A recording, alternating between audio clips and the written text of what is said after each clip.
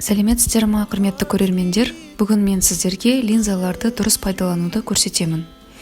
Ол үшін ең маңызды басты шарт бұл тазалық. Сондықтан линзаларды сақтайтын осындай арнайы ерітіндісі мен контейнерлары болады.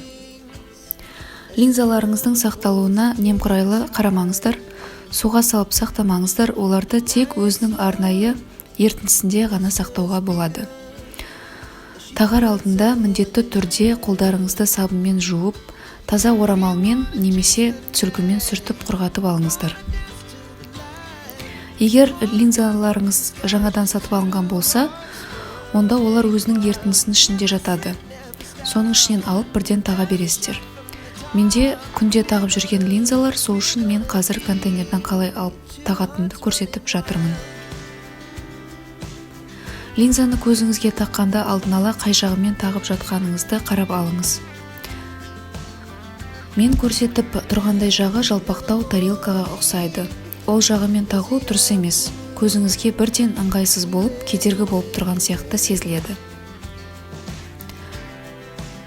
Ал қазір көрсетіп тұрған дұрыс жағы чашка жағы деп аталады.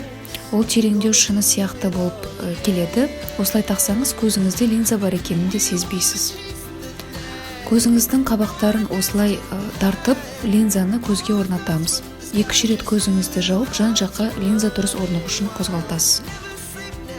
Енді линза шешуді көрсетейін. Ерітіндіні контейнерлерге толтырасыз.